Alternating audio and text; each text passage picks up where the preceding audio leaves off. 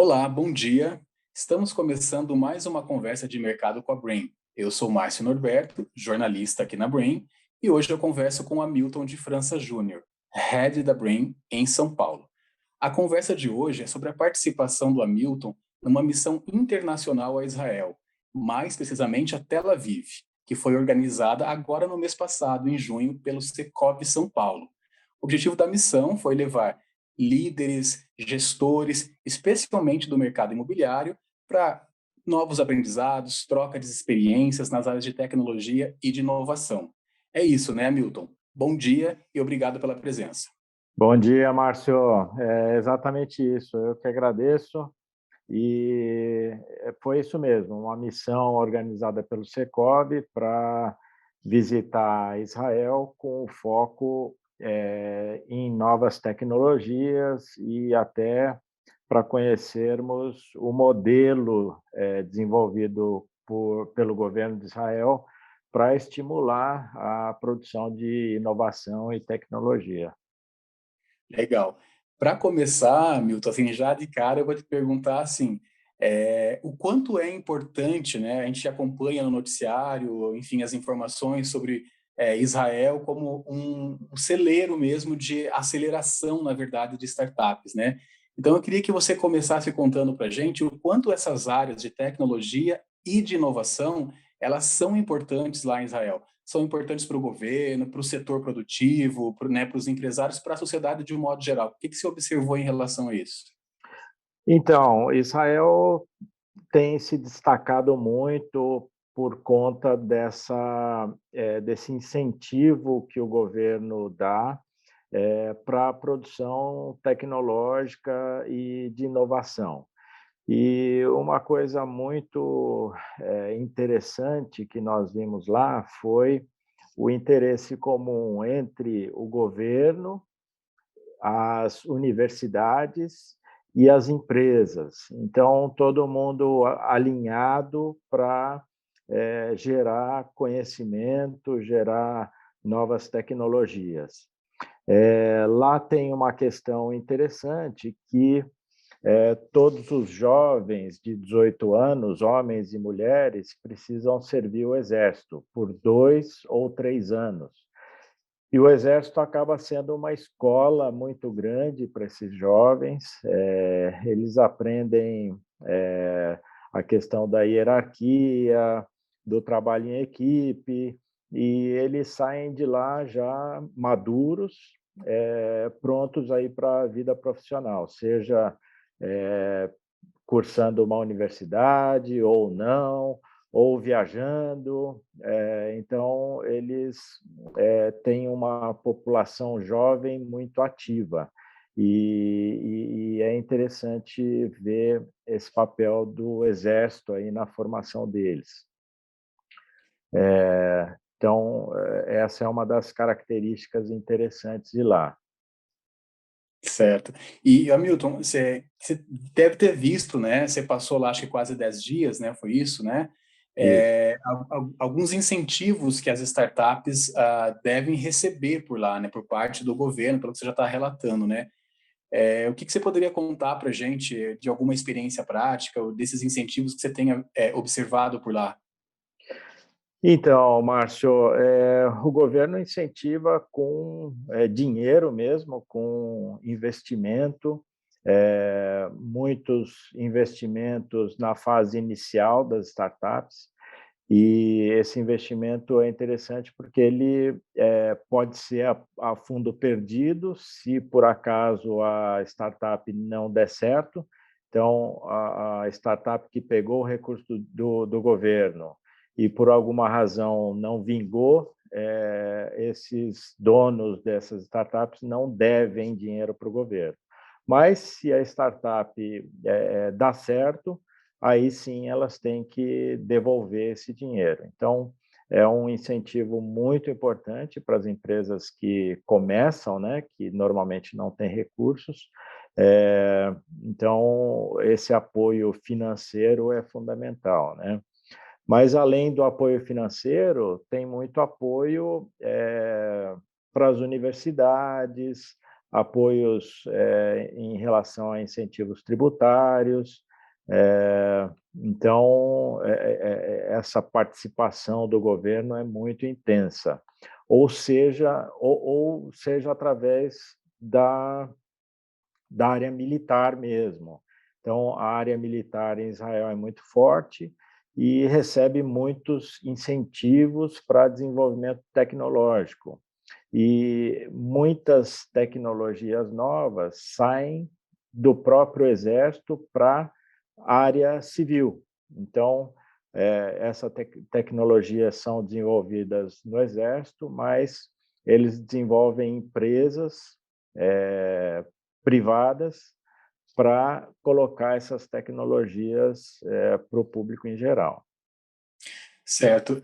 Eu tinha deixado assim uma questão aqui, uma pergunta que eu ia te fazer mais para o final, até para um encerramento e tal, mas você já me deu o gancho para falar, porque você tem comentado aí sobre educação, né, a universidade, a participação da universidade, né?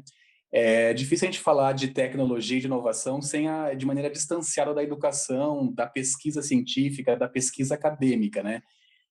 Então, pelo que você está relatando, a universidade está muito presente, está muito envolvida nesses processos, é isso, né? Tá, sim, Márcio, isso foi uma coisa bem legal da gente conhecer lá, porque nós fomos visitar alguns departamentos de universidades que são quase empresas mesmo, que fazem essa ponte entre o pesquisador, que normalmente é uma pessoa que não tem muita tarimba comercial, né? Então, esse departamento da universidade busca lá entre as pesquisas o que eles enxergam pode ter interesse no mundo empresarial. E a universidade faz essa ponte do pesquisador faz essa ponte entre o pesquisador e as empresas. Então,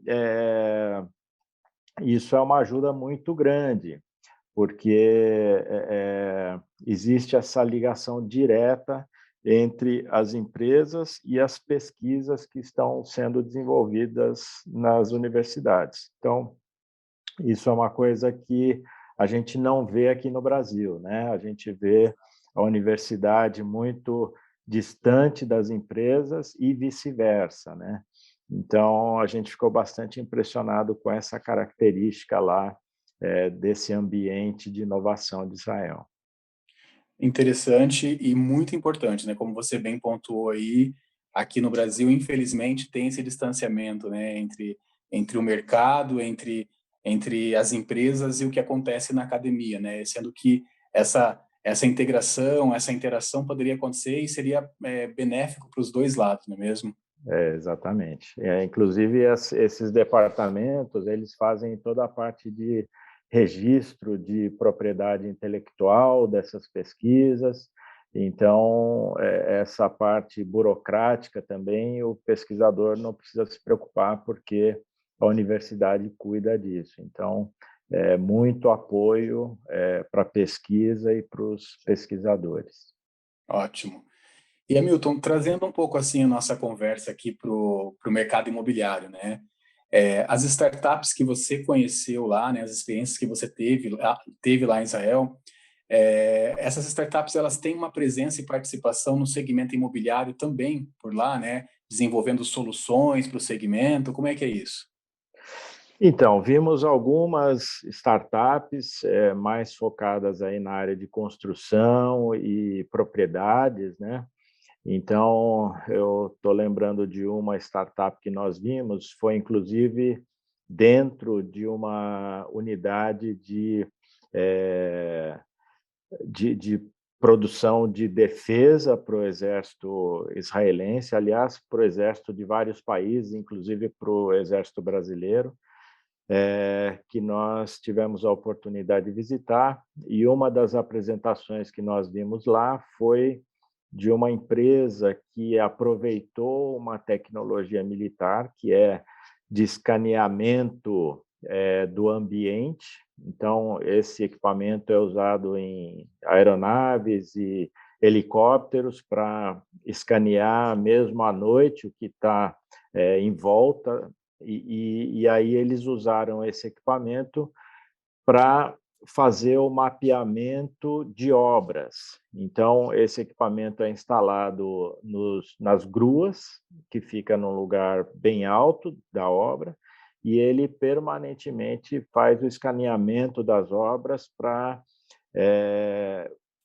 entender em que fase está a construção, em que andar qual andar está sendo construído naquele momento, ou o que tem de estoque no canteiro. Então, ele faz todo esse mapeamento, traduz isso para um software que possibilita os gestores da obra ali saberem o que está acontecendo exatamente naquele momento da obra. Então, esse é um exemplo de uma tecnologia desenvolvida para a área militar, que foi incorporada aí pela área civil.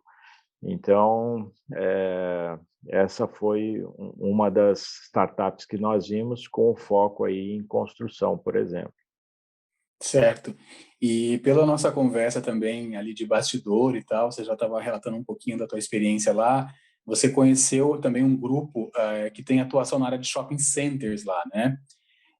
Como é que essa área, como é que os empresários desse ramo, né, estão olhando para o futuro em relação aos shopping centers, em termos de inovação, né? Foi possível ali na tua experiência, no teu contato, né, com esses empreendimentos, enfim, com esse grupo, como é que eles estão olhando para o futuro, né? Tem algo novo já no radar, no horizonte, né, pensando em shopping centers? Bom, Márcio, eles têm alguns grupos grandes empresariais focados no desenvolvimento imobiliário, né? E na área de shoppings também. Então, a gente viu alguns edifícios bastante inovadores e tecnológicos, inclusive na área de shoppings, por exemplo, shoppings com sensores de presença que medem a quantidade de pessoas que estão circulando e ajustam, por exemplo, a temperatura, e o desenvolvimento de sistemas construtivos bastante modernos. Eles têm edifícios bastante modernos lá, edifícios altos, bastante altos.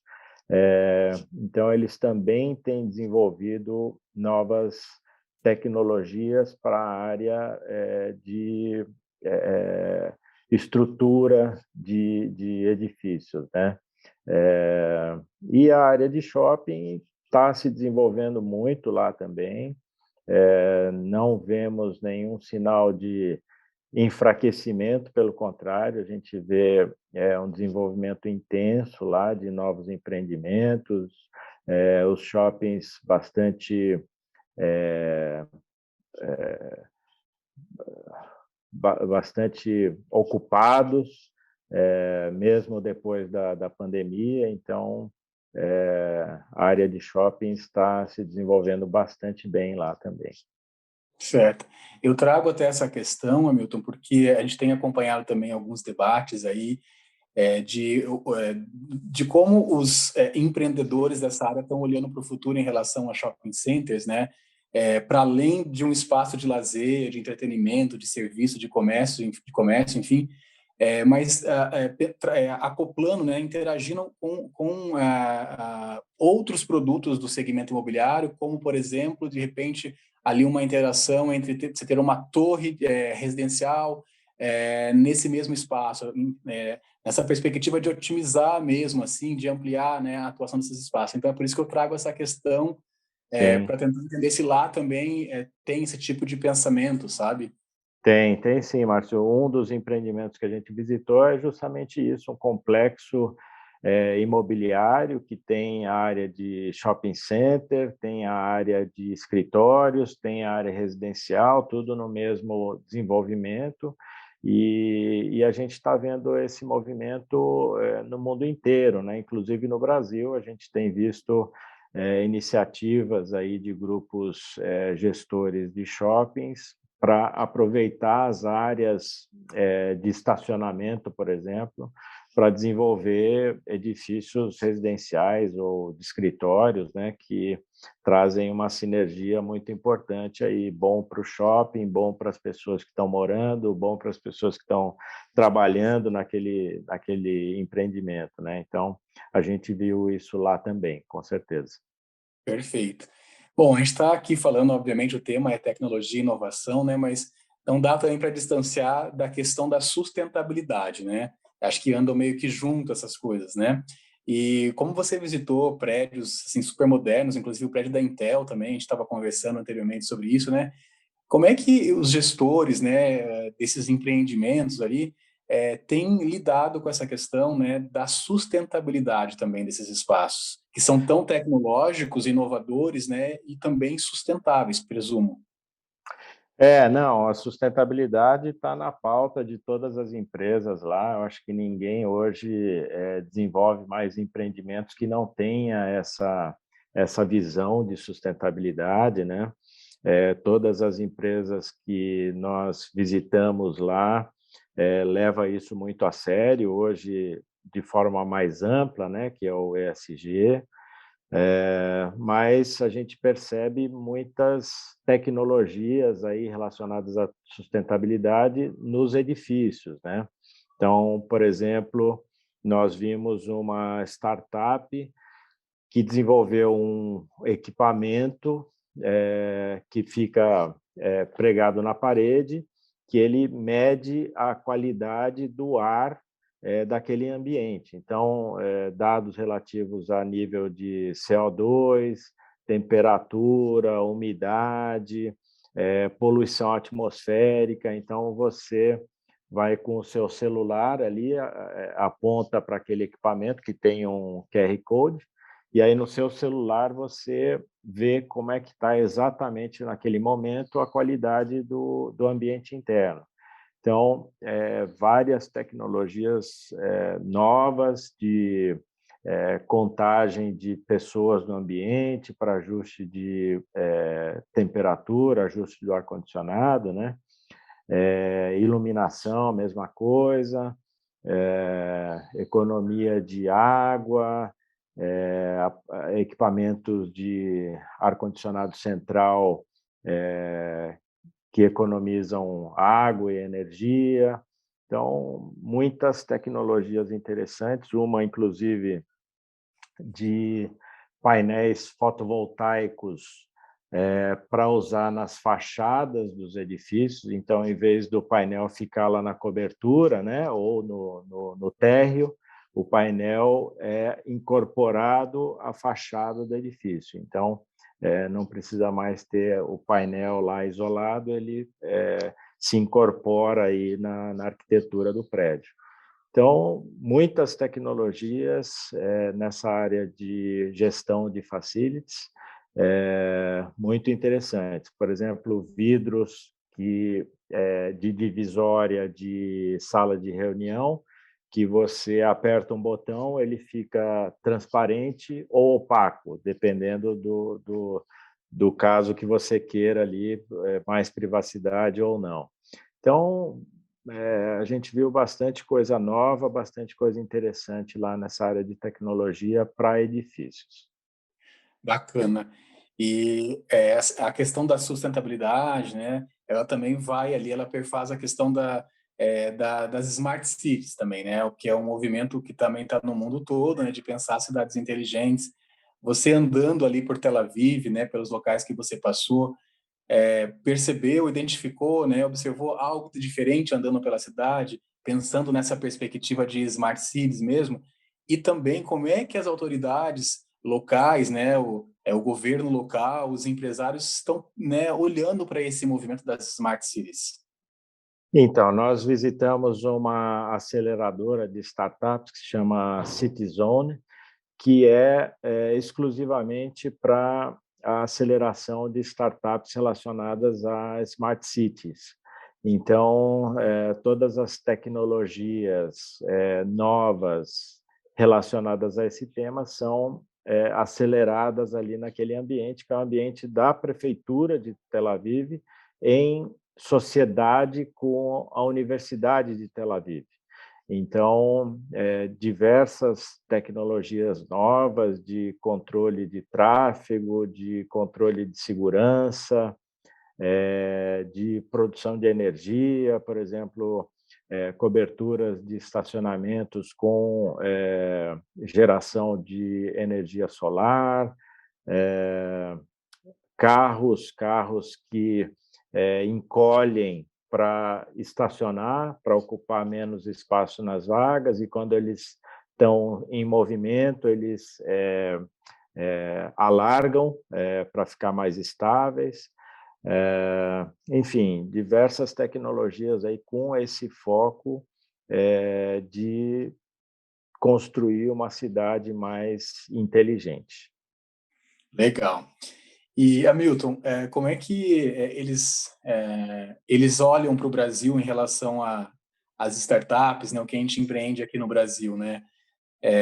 Você acredita, enfim, que há investidores que estão olhando aqui para o nosso cenário nacional, têm interesses nos nossos negócios, nas startups brasileiras, pensam em investir de repente por aqui também?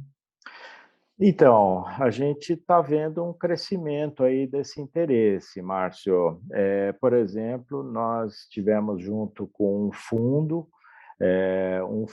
que vai ser lançado brevemente para financiar startups, ou melhor, financiar Construtecs e Proptecs,